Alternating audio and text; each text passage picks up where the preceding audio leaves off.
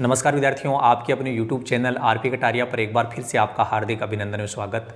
आज इस वीडियो में मैं बात करूंगा चैप्टर नंबर 4 से ऑब्जेक्टिव टाइप और अति लघुत्रात्मक टाइप के जो प्रश्न आपके बोर्ड एग्जाम में आने वाले हैं कि वो किस किस टाइप के प्रश्न होंगे और कैसे अपन उसको कम से कम समय में सोल्व करें, क्योंकि हमें टाइम लिमिट का ध्यान रखना बहुत ज़रूरी है। कई बार क्वेश्चन को तो हम सोल्व कर देते हैं लेकिन उसमें काफ़ी वक्त हम लोग लगा देते हैं, जिसकी वजह से कुछ क्वेश्चन पेपर के कुछ क्वेश्चंस जो हैं वो हमारे छूट जाते हैं। हम चाहते हैं कि हमारा एक भी प्रश्न छूटे भी नहीं और एक भी प्रश्न गलत भी ना हो, इसके लिए हम प्रयास कर रहे हैं। और इस वीडियो में आप लोगों को मैं ऑब्जेक्टिव टाइप और अति लघुत्रात्मक दोनों टाइप के क्वेश्चंस के बारे में बताऊंगा।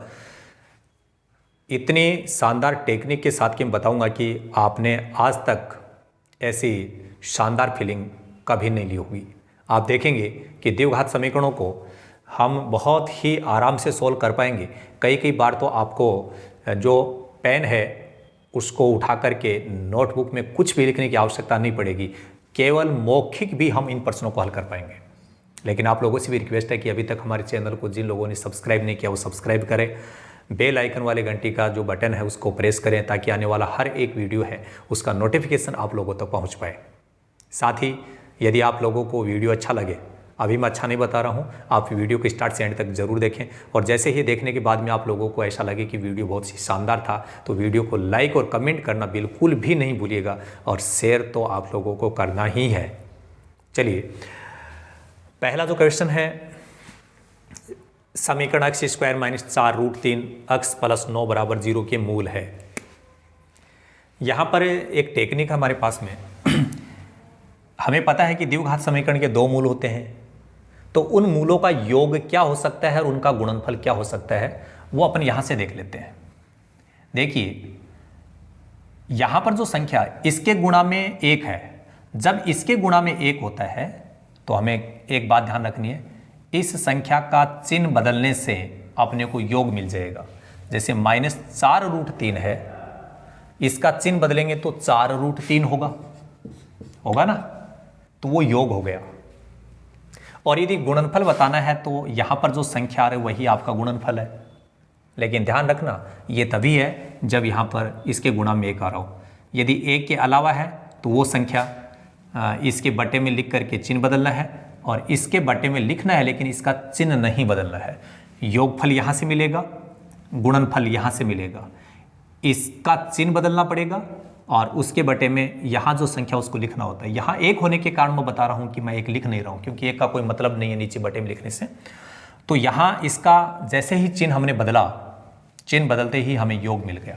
अब हम चेक करेंगे ऑप्शन से कि ऐसा कौन सा ऑप्शन है जिसमें योग 4√3 हो सकता है। देखो, यहाँ इसको 2√3 बोल रहे हैं हम, इसका मतलब है कि √3 2 बार आ रहा है और यहाँ √3 कितनी बार आ रहा है? 1 बार आ रहा है। तो √3 2 बार यहाँ आ गया, 1 बार यहाँ पर आ गया, इसका मतलब √3 3 बार ही आया। तो इसका योग करने पर आपको मिलेगा 3√3। कितना मिलेगा? 3√3। फिर भी समझ में ना आए तो इसको जोड़ने के लिए आप क्या करेंगे, √3 तो कॉमन ले लेंगे और √3 कॉमन लेने के बाद यहाँ 2 बच जाएगा, यहाँ 1 बच जाएगा, तो कितना बच गया? 3। √3 कॉमन आ गया तो ये हो गया 3√3। लेकिन अपना योग तो 4√3 आ रहा है।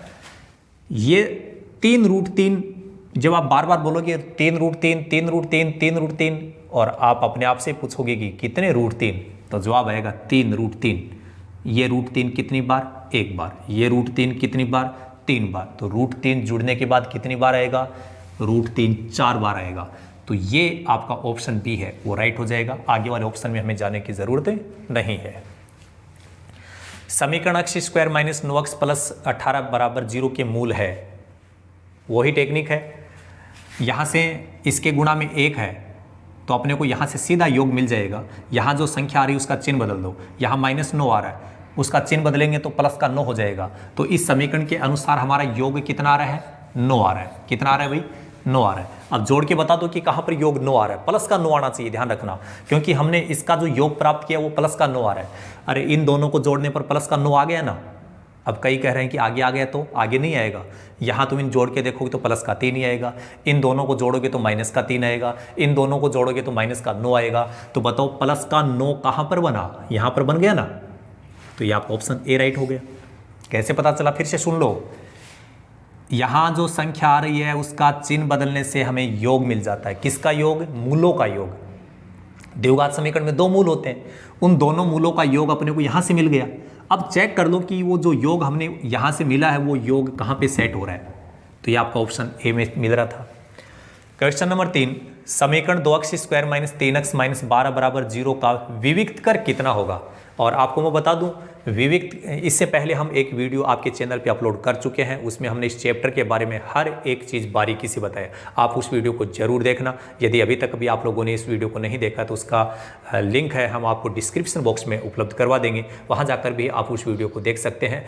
इस वीडियो को देखने से पहले उस वीडियो को यदि आप देखेंगे तो ये आपको शानदार तरीके से समझ में आएगा, इसलिए आप उस वीडियो को जरूर देखें। विविक्त कर ये जो नाम है इसकी जगह विवेचक भी आ सकता है, उसका सूत्र होता है b² - 4ac। अब यहाँ से ABC क्या है, ये a का मान है, ये -3 जो है वो b का मान है, ये c का मान है। तो b का मान -3 है तो -3 का स्क्वायर -4 गुणा a का मान 2 है, गुणा c का मान -12 है। तो देखो 3 का जब वर्ग करेंगे तो -3 का वर्ग भी 9 ही होगा। यहां देखो ये माइनस आ रहा है और यहां पर भी माइनस है, ये सब गुणा हो रहे हैं। तो पहले ये माइनस इस माइनस से गुणा होकर के प्लस बनाएगा, फिर संख्याओं गुणा करो। 4 को 2 से गुणा किया 8 को जब 12 से गुणा करेंगे 96, इन दोनों को सरल करेंगे 105। ये हो गया आपका विवेचक, यही आपका विविक्त कर। तो विवेचक का ये फॉर्मूला है। जब आप लोगों को इसकी हैबिट हो जाएगी तो मुझे लगता है कि सोल्व करने के लिए फिर आप लोगों को ये चीज़ें लिखनी नहीं होगी, आपके माइंड में कैलकुलेशन चलने लग जाएंगी। लेकिन एक बार सीखने के लिए आपको इसमें टाइम देना होगा। और ये 105 आपको किसी न किसी ऑप्शन में मिलेगा। Option A B C D में देखना कहाँ मिल रहा है, ऑप्शन C में। तो ये ऑप्शन C है वो आपका राइट हो जाएगा। द्विघात समीकरण जिनके मूल 5 और -2 है होगा। अब की बार क्या हो गया, पहले तो समीकरण देकर के हम लोगों से मूल पूछ रहा था कि इसमें कौन से मूल है।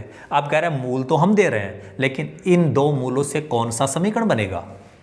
सिंपल बात है, दिए गए दोनों मूलों का योग चेक कर लो। तो 5 के साथ जब -2 को जोड़ेंगे तो कैसे जोड़ते हैं, 5 जोड़ने के लिए प्लस, किसको जोड़ना है, -2 को। इन दोनों संख्याओं को हम जोड़ रहे हैं। तो 5 प्लस का 2 माइनस का है तो इसको सरल करने पर प्लस का 3 बचेगा। कुल मिलाकर के आप समझ गए कि योग आपका 3 आ रहा है। किन का योग, इन दोनों मूलों का योग। और वो जो 3 योग आ रहा है वो अपन यहाँ चेक करेंगे। यहाँ देखना, इसके गुणा में 1 है तो हमें कोई दिक्कत नहीं है। यहाँ जो संख्या आ रही है उसका चिन्ह बदल दो, योग आ जाएगा। तो यहाँ से योग 3 मिल गया अपने को। लेकिन जल्दबाजी मत करना, योग 3 यहाँ पर भी योग 3 ही आ रहा है। कैसे आ रहा है, -3 आ रहा है लेकिन उसका चिन्ह बदलेंगे तो +3 हो जाएगा। यहाँ -3 है, इसका चिन्ह बदलने पर योग आ जाता है तो वो +3 हो गया। तो +3 अपने को यहाँ पर भी मिल रहा है, यहाँ पर भी मिल रहा है, यहाँ नहीं मिल रहा है। यहाँ पर तो इसका चिन्ह बदलने पर -3 आ जाएगा, यहाँ पर इसका चिन्ह बदलने पर -3 आ जाएगा। तो ए और ये आपका बी ऑप्शन है। अब इन दोनों में होगा तो अपन क्या करेंगे, योगफल तो ठीक है लेकिन अपन गुणनफल चेक कर लेंगे। इन दोनों को गुणा करेंगे तो कितना आएगा, -10। और गुणनफल कहाँ होता है, यहाँ पर। तो -10 अपने को यहाँ मिल रहा है, इसमें नहीं मिल रहा है। तो आपका ऑप्शन ए राइट हो जाएगा। द्विघात समीकरण का एक मूल 1 है तो दूसरा मूल होगा।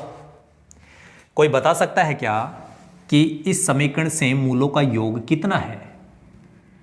देखो यहां गुणा में 1 आ रहा है, जब यहां 1 आता है तो कोई चिंता की बात नहीं है, इस संख्या का चिन्ह बदल दो, मूलों का योग मिल जाएगा। इसका चिन्ह बदलने पर मूलों का योग 3 मिला।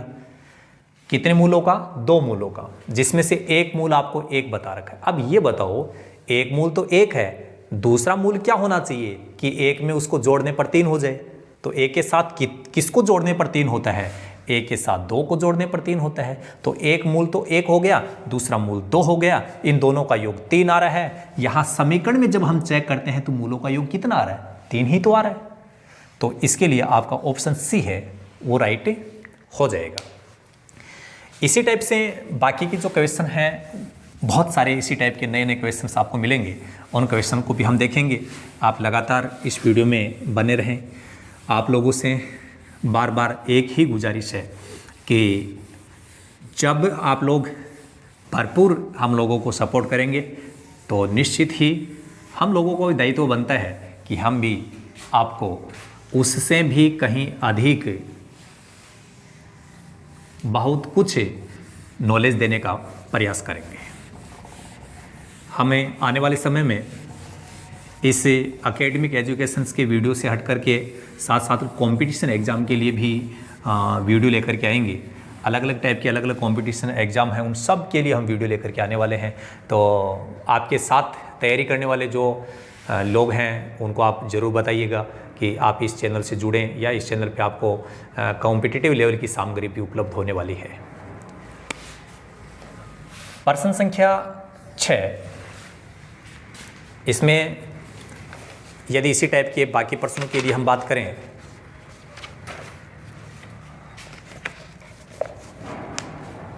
तो अगला प्रश्न है कि समीकरण 2x स्क्वायर -5x -3 बराबर 0 का एक मूल होगा। कह रहा है कि इसका एक मूल क्या होगा। ऑप्शन है, ऑप्शन ए में 1, ऑप्शन बी 2, ऑप्शन सी 3 और ऑप्शन डी 4। आपको दोनों मूल नहीं दिए गए हैं। ये कह रहा है कि इन चारों में से इसका कौन सा मूल है। यदि कोई समीकरण देकर के आपको ऑप्शन में से मूल पूछ रहा है, एक मूल, तो उसका तरीका क्या है कि इस वैल्यू को x की जगह रख करके चेक कर लो और इसको सोल्व करने पर इसका उत्तर इस 0 के बराबर आना चाहिए। तो जैसे ही यहाँ देखिए x का मान जब अपन यहाँ 1 रखेंगे, 1 का वर्ग करने पर 1 हो जाएगा, 1 को 2 से गुणा कर दो, 2 हो गया। यहाँ x का मान 1 रखेंगे, 1 को इससे गुणा करेंगे, माइनस का 5 हो गया, ये माइनस का 3 है। तो यहाँ पर माइनस का तो 8 बन गया और प्लस का 2 है, तो इसको तो सरल करने पर जो उत्तर आ रहा है माइनस का 6 आ रहा है, वो 0 के बराबर नहीं है। इसका मतलब ये ऑप्शन नहीं होगा। 2 देखो, x का मान जब यहाँ 2 रखेंगे तो 2 का वर्ग करेंगे 4, 4 को फिर 2 से गुणा करेंगे तो कितना हो जाएगा 8। यहाँ पर 2 रखेंगे तो 2 को इससे गुणा करने पर माइनस का 10, ये माइनस का 3 है। तो यहाँ पर माइनस का 13 बन गया, प्लस का 8 है, तो माइनस का 5 बचेगा, वो इस 0 के बराबर नहीं है, तो ये भी इसका मूल नहीं होगा। ये देखो, जब अपन 3 यहाँ रखेंगे तो 3 का वर्ग कितना होता है 9, 9 को 2 से गुणा करो 18। यहाँ x की जगह 3 रखेंगे तो 3 को इससे गुणा करने पर कितना बनेगा 15। यहाँ देखो, इन दोनों को सरल करने पर दोनों संख्या एक जैसे निशान के तो ये जुड़ेंगी, तो माइनस का 18 बन गया, प्लस का 18 बन गया। इसको हम सरल करेंगे तो इसका उत्तर कितना आएगा 0।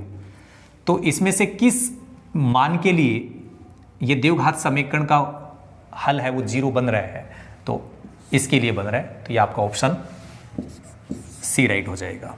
ऐसे ही द्विघात समीकरण, एक समीकरण दिया गया अपने को x स्क्वायर -5x + 8 बराबर 0 के मूल होंगे।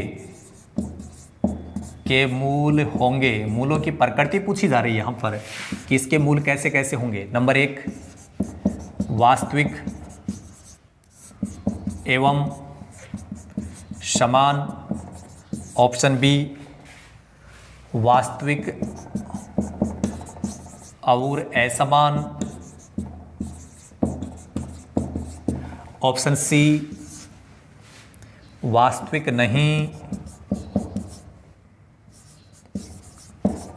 नहीं, ऑप्शन डी, इनमें से कोई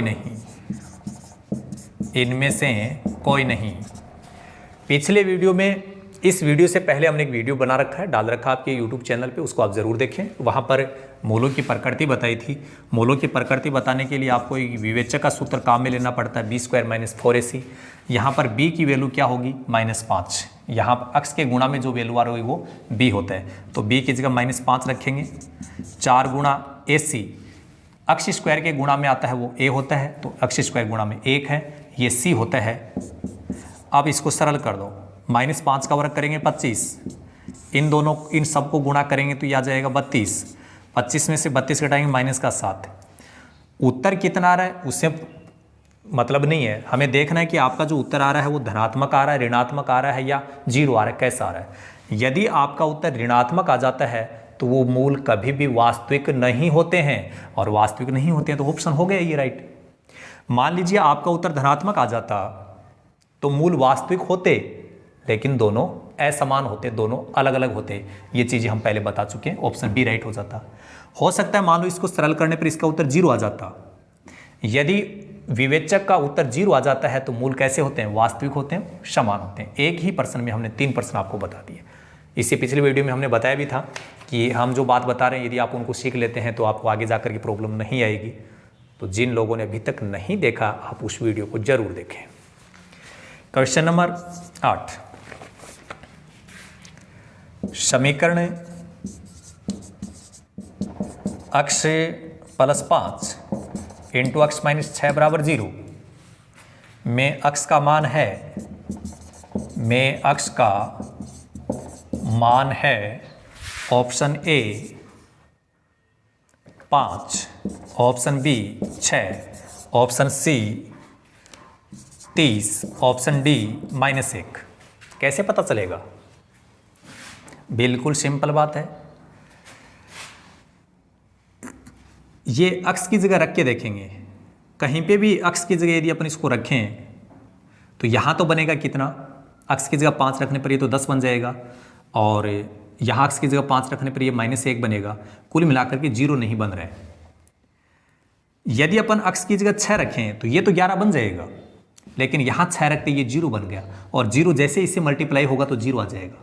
तो इसमें कौन सी वैल्यू ऐसी है जो अक्स की जगह रखेंगे तो आपका जो बायां पक्ष है वो 0 बन जाएगा? तो वो वैल्यू है 6। तो ये आपका ऑप्शन बी है, राइट होगा।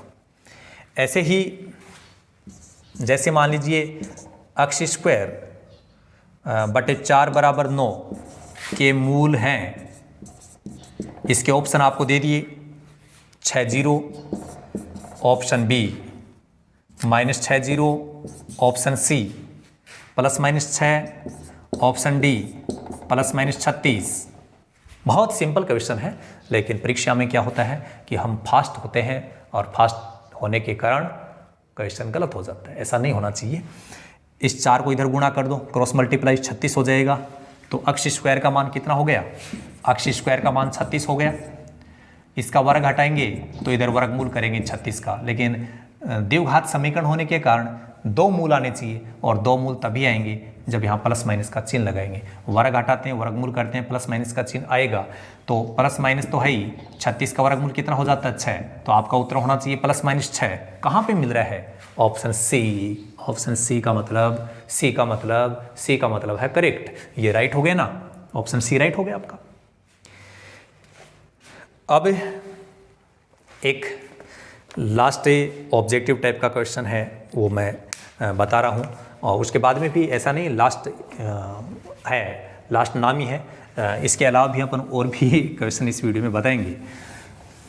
तो इससे नेक्स्ट क्वेश्चन क्या होगा वो आप देखेंगे।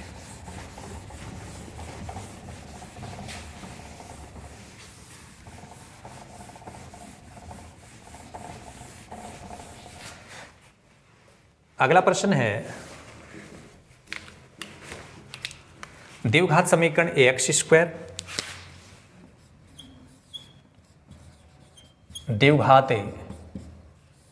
समीकरण ax² + bx + c = 0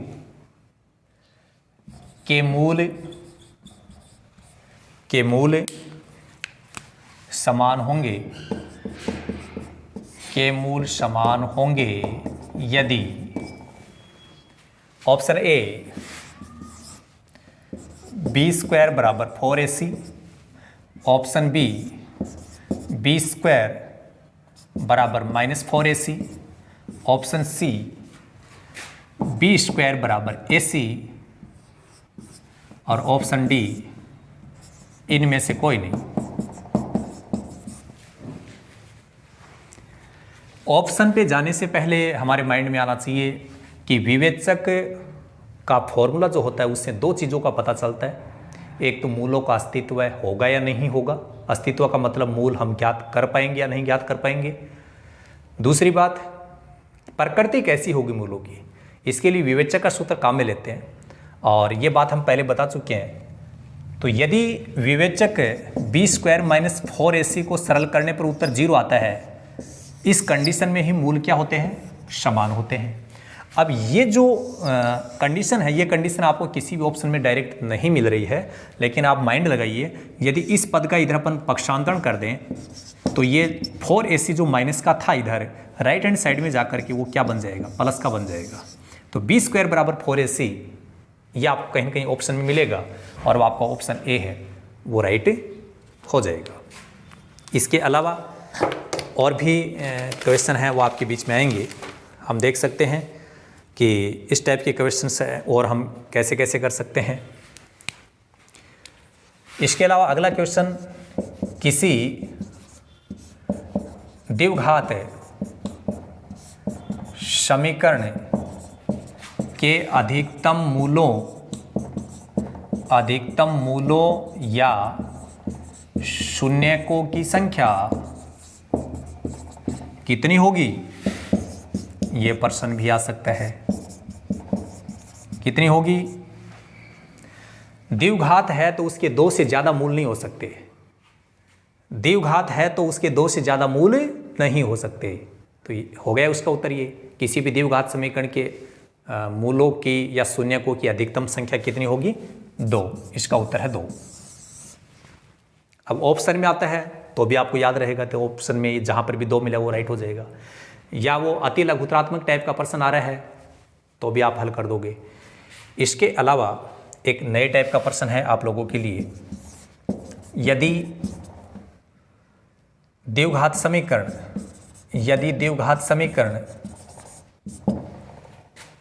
x² -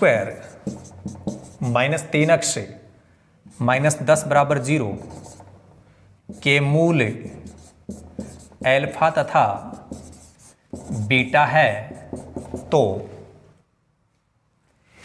1/α + 1/बीटा का मान ज्ञात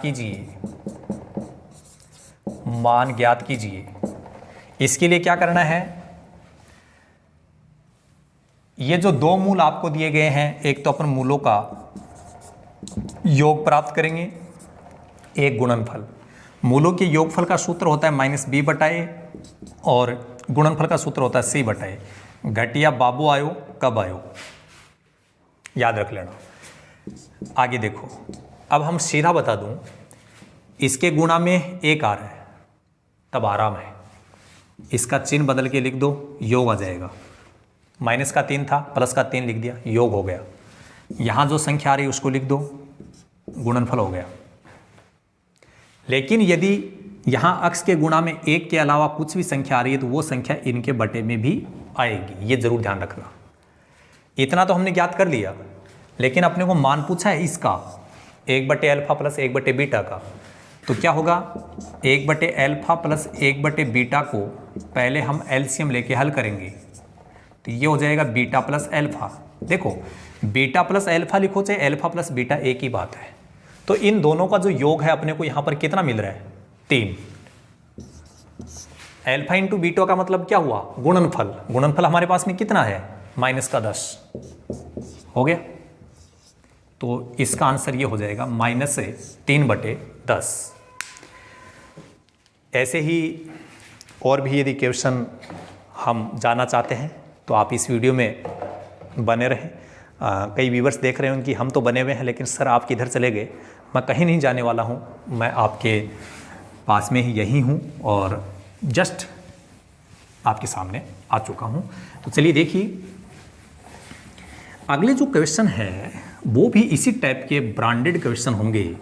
ब्रांडेड का मतलब है कि वो क्वेश्चन बोर्ड एग्जाम में आने की इच्छा रखते हैं, और यदि वो बोर्ड एग्जाम में आने की इच्छा रखते हैं तो वो प्रश्न आएंगे, लेकिन हमारी इच्छा ठीक नहीं है तो वो प्रश्न गलत होंगे। इसलिए अपनी भी इच्छा होनी चाहिए कि जो बताया जा रहा है उसको अपन अच्छे से सीखें। जो बातें यहाँ पर बताई जा रही है उनको आप अपने नोटबुक में नोट कर लें, क्योंकि एग्ज़ाम के दौरान हम लोगों को वीडियो देखने का वक्त नहीं मिलेगा। लेकिन नोटबुक में लिखी हुई चीज़ को हमें पढ़ने का वक्त तो मिल जाएगा, इसलिए नोट कर लें। तो डायरेक्ट हमसे यह भी पूछा जा सकता है कि विवेचक का सूत्र लिखिए। अगला प्रश्न जैसे मान लीजिए 12 या 13 जो भी है, विवेचक का सूत्र लिखिए। तो विवेचक का सूत्र क्या होता है? हिंदी में लिखेंगे तो इसको अपन विवेचक बोल सकते हैं, नहीं तो इसको विविक्त कर भी बोल सकते हैं, विविक्त कर, और शॉर्ट में इसको अपन डी भी बोलते हैं। इंग्लिश में इसको डिस्क्रिमिनेंट कहा जाता है विवेचक को। तो विवेचक लिख दो, चाहे ये नाम लिख दो चाहे डी लिख दो। इसका सूत्र होता है b² - 4ac। द्विघाती सूत्र या जिसको श्रीधराचार्य सूत्र कहा जाता है, श्रीधराचार्य सूत्र क्या होगा सर? श्रीधराचार्य सूत्र, यदि आपके द्विघात समीकरण में चर अक्ष है तो ये हो जाएगा -b ± √b² - 4ac बटे 2a। ये आपका विवेचक का फॉर्मूला होगा। तो आप लोगों के लिए हम लोग नए नए टाइप के क्वेश्चंस हैं वो हमने बना के आप लोगों को बताए। इसके अलावा और भी यदि क्वेश्चंस आपके माइंड में आ रहे हैं और आप लोगों को यदि कहीं पे प्रॉब्लम है तो आप हमारे कमेंट बॉक्स में जाकर के क्वेश्चन टाइप कर सकते हैं, और नेक्स्ट वीडियो में हम लोगों को जब टाइम मिलेगा तो हम आपको ज़रूर उस क्वेश्चन का सॉल्यूशन बताएंगे।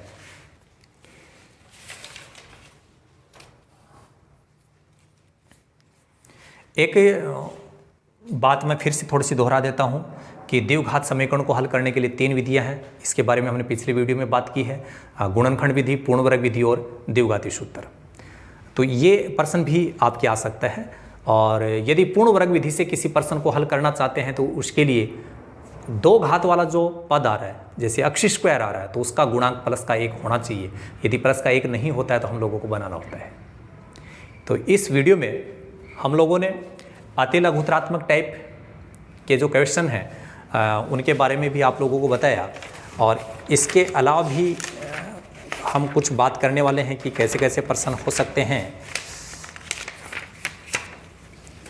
तो चलिए, इसके अलावा भी यदि आपको कोई क्वेश्चन देखना है तो वो हम आपको बताने वाले हैं। सीधा प्रश्न आ जाएगा कि कोई द्विघात समीकरण दे दिया 2x² + 3x + 5 = 0 के मूलों का योग लिखिए। मान लीजिए अति लघुत्रात्मक टाइप का प्रश्न है तो क्या करना है, और यदि ऑब्जेक्टिव टाइप का प्रश्न है तो क्या करना है। यदि मूलों का योग पूछा जाता तो क्या करना है, यहाँ जो संख्या आ रही है उसके बटे में इस संख्या को लिखना है और उसका चिन्ह बदलना है, योग आ जाएगा।